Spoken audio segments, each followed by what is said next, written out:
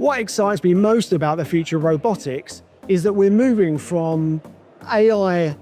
operating in a digital world to unlocking opportunities in the physical world and the physical economy. Physical AI is essentially being deployed first and foremost into areas of the economy that have historically not really been touched by advances in high-performance compute architectures. If we think of sectors like transportation, like warehousing, logistics, healthcare, hospitality, these are not the classic sectors we associate with high-performance compute, and yet they're the first ones to be touched and unlocked with physical AI deployments of humanoid robots and autonomous things, unlocking opportunities in those segments. So the milestone of Agibot launching their latest humanoid robot is a really interesting one, because we're now at this point in time where we're moving from demonstration platforms to robotics platforms that are about to be deployed at scale in industry. And actually, the underlying architecture choices that are made in building those platforms out are really, really important, enabling you to have a common architecture from cloud to your fleet of robots enables you to do some really interesting things in terms of software development and deployment and scaling out those fleet operations.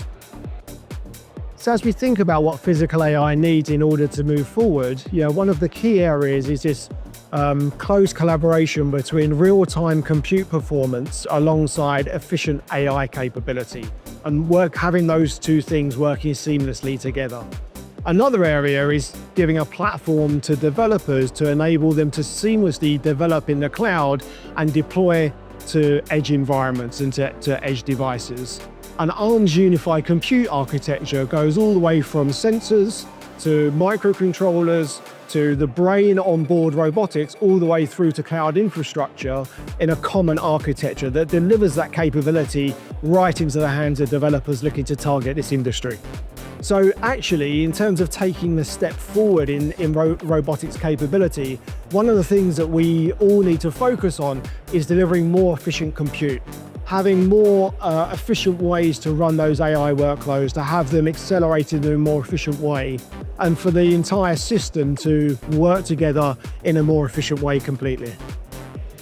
One of the other core barriers that ARM helps to address is around power efficiency. It's one of the core DNA principles of ARM in delivering very efficient compute into edge devices. And robotics is a real beneficiary of that platform. If you think about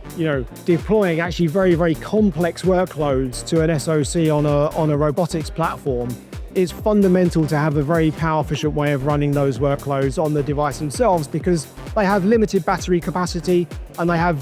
definite thermal constraints with limitations around active cooling that you could deploy onto the robot themselves. So elongating the operating capability, the operating life of the robot, really adds to the return on investment that you get from those robots when they're deployed in the field.